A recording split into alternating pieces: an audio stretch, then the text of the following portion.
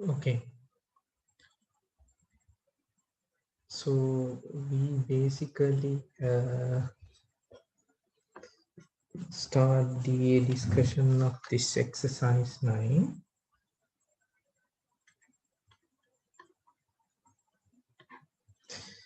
So we found that Ig, the value of the current source, can be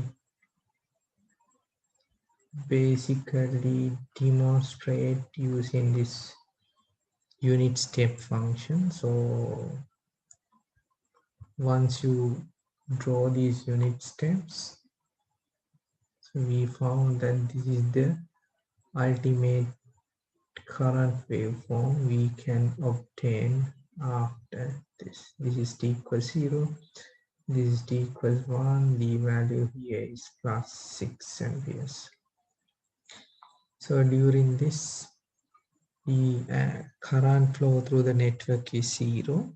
So the current flow is 0 means we basically can assume that there's a kind of a open circuit element which basically replace the current source, and during this 1 second period, during this period, so the current flow through the network is 6 amperes, so we can basically assume that there's a current source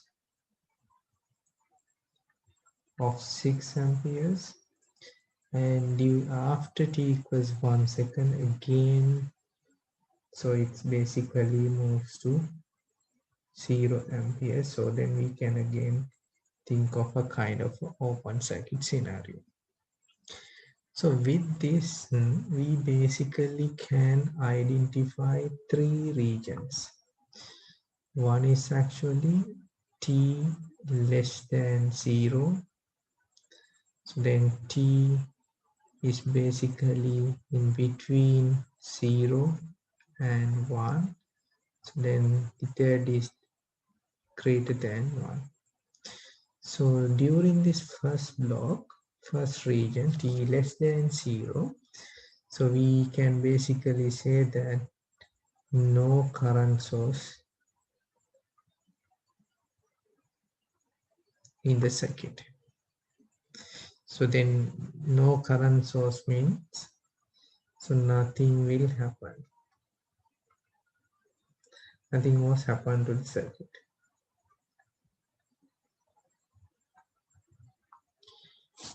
Because if we are not injecting any current, or if we are not any connecting external source, so whatever the inductors connect to the circuit is basically at 0 initial level. Because once you apply external voltage or external current, then only you can see a kind of a charging process of this inductors and capacitors. Otherwise, you can't see any charging process. So during this t less than 0, basically no current source is was plugged into the circuit, and you can basically think of like it's a kind of a scenario you don't have any external source, as well as the energy storing elements are basically stay at 0 level. So then we apply a basic 6 ampere to the circuit. So then we can think of like a 6 ampere current source is plugged to the circuit.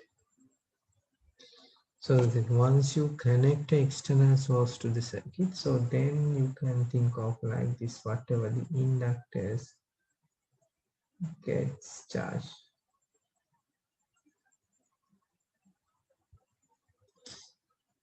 So then after t greater than 1, so we basically connect an external source to drive the circuit during this first 1 second period. So then after that we remove that source. It means that the inductor is basically charged to a certain level, and once you remove the external source, this inductor is acting as a virtual source and deliver the energy to the circuit to drive. So then t greater than 1, we can basically say that no external source or current source, but initial condition of the inductor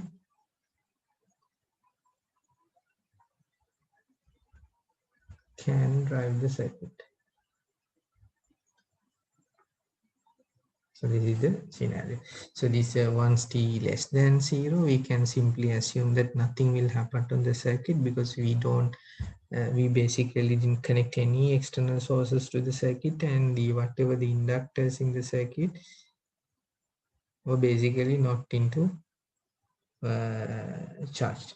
So once we apply current source, once we plug the current source to the circuit during this 1 second, between 0 and 1 second, so then this external source of 6 ampere basically drive the circuit, and this inductor gets charged during that 1 second period. So after that we remove this external source, so then this circuit is basically operate as a kind of a scenario category. Basically it works as a kind of a without source scenario. So but during this previous time period, so this inductor gets charged, and there is a kind of a stored energy inside this inductor. So that stored energy is sufficient to drive the circuit from 1 second onward. So then we can simply analyze the circuit.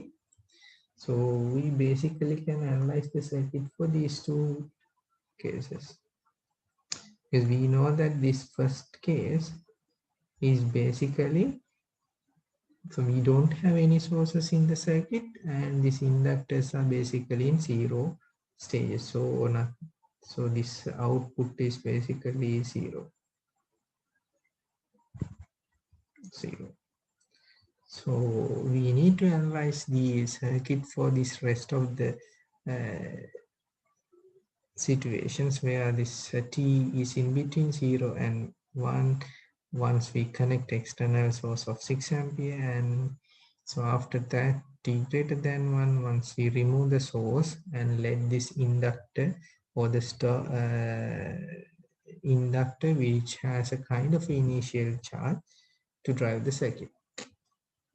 So then we'll first think of this first scenario. So we'll consider this t less than 1, 0. So then if you consider the original circuit, so we have a kind of an inductor there. So we have 5 ohm resistor and a source of 6 amperes there. This is 5 ohm, this is 5 Henry. Okay. So what we can simply do here is,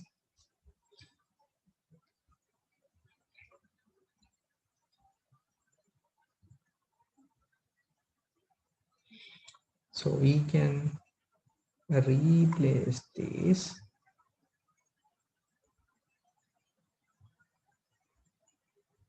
to this format, kind of a voltage source and a series resistor. And so then we can use Norton to Thevenin transformation.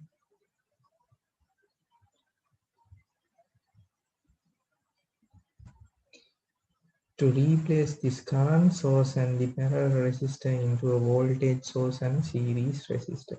So the Thevenin equivalent resistance would be 5 ohm. So this source is basically voltage source is like 30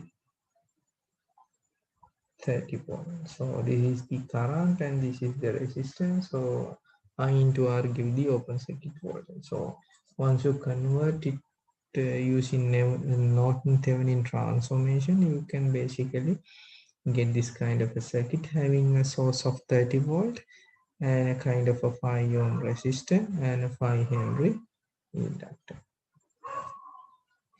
So then we can apply the Kirchhoff voltage law. So then we can apply Kirchhoff voltage law. So let's assume this current is IT. So voltage across the resistor 5 times IT plus, so the voltage across the inductor, so it's actually L 5 Henry into the derivative of this current should equals to 30 volt. So then we can simplify this.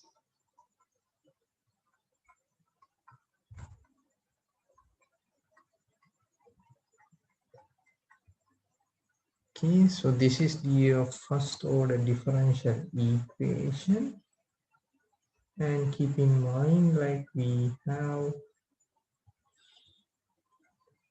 this right hand side is non-zero. So if the right hand side is non-zero, definitely this IT has two responses, natural response plus forced response. Okay.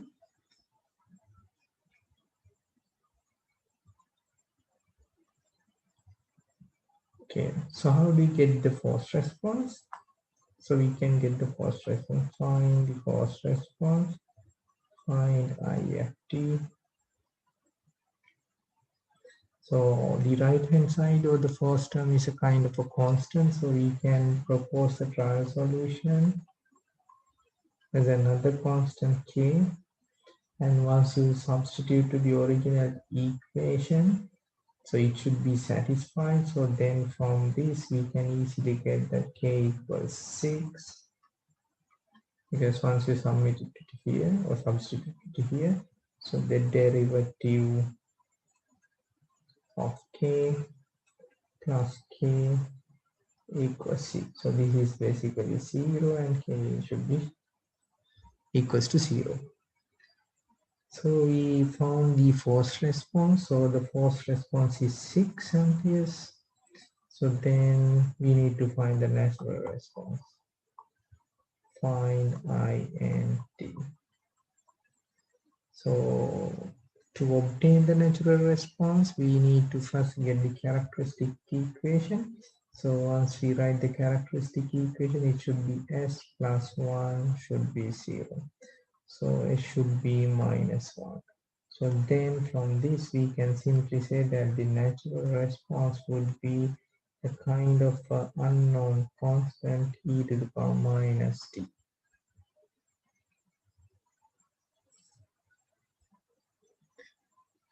So then we'll basically get the total response. Total response is actually equals to a e to the power minus t plus 6. So then substitute initial conditions. So we can claim that during this during this pass, so we don't have any sources in the circuit and nothing will happen to the inductor. So we can simply claim that I0, the current flow through the inductor is basically 0 at t equals 0. So I0 equals 0 amperes. So then once you substitute here, the 0 equals a plus 6. So then a becomes minus 6. So then IT is actually 6 minus 6 e to the power minus t. so which is equals to 6 1 minus e to the power minus t.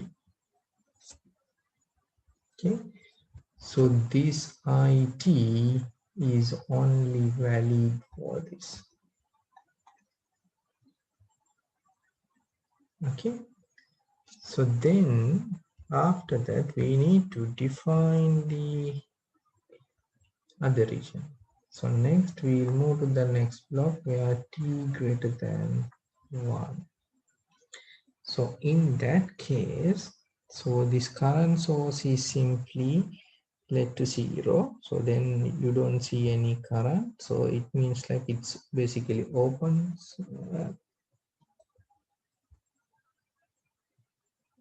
So this current source can be replaced with the open circuit element. So then, so we have this kind of a circuit. So we have 5 Henry inductor, 5 ohm resistor, and this is basically charged to a certain level.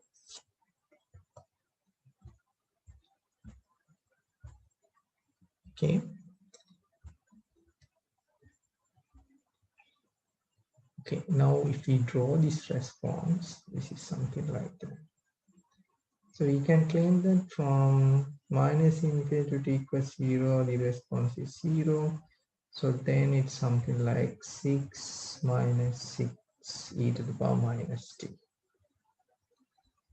So t equals 0. So we have 0. So then t goes to infinity, e to the power minus t goes to 0, and it basically converges to 6. So this is 6. So this is the process of charging your inductor. Okay.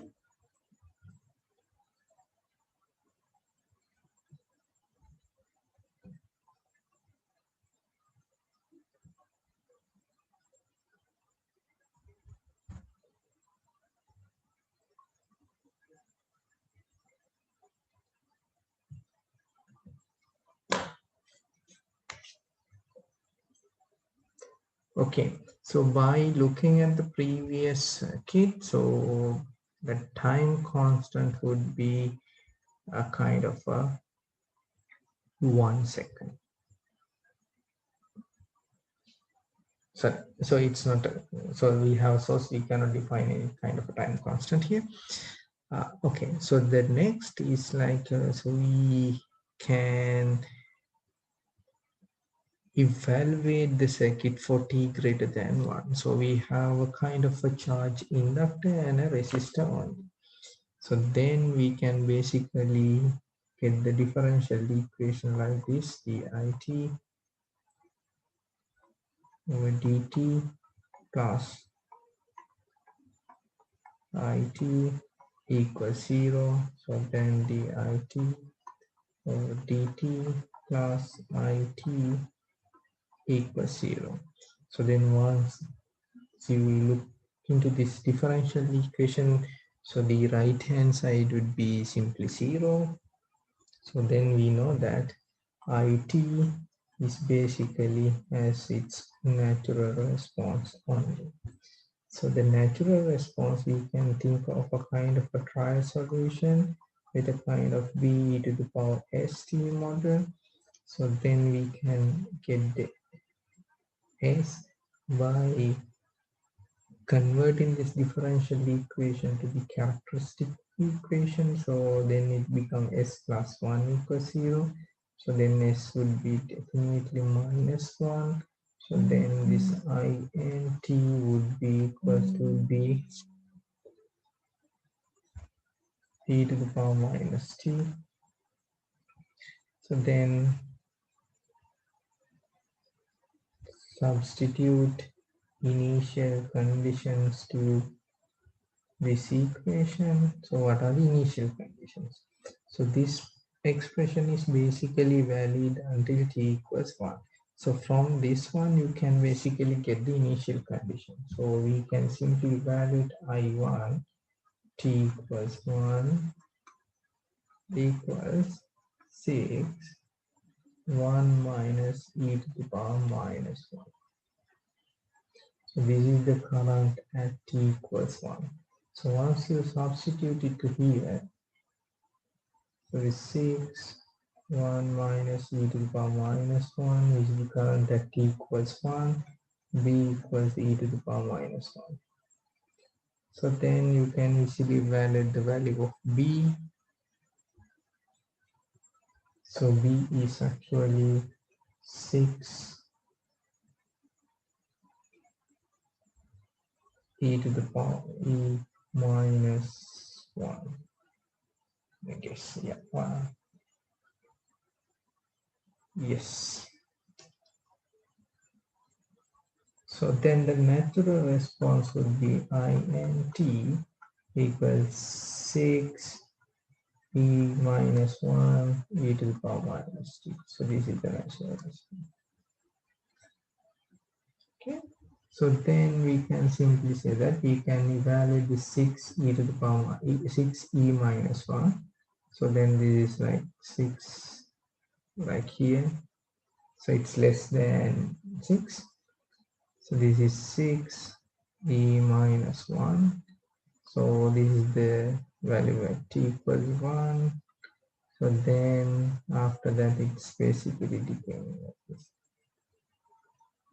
So this is the charging and discharging process. So during this t less than 0, the output is basically 0. So then during this process 0 and 1, so we can basically have this charging. So then greater than 1, again discharge. So during this block,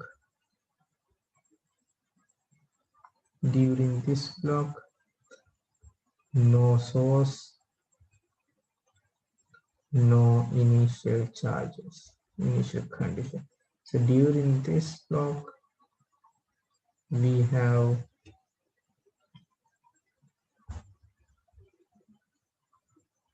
source and initial conditions. Here, no source, initial conditions. Okay. So likewise, you can simply get the ultimate response. So hope it's clear. So you can try out this exercise 10. So if you found difficulty, so we can discuss it during this discussion. Thank you.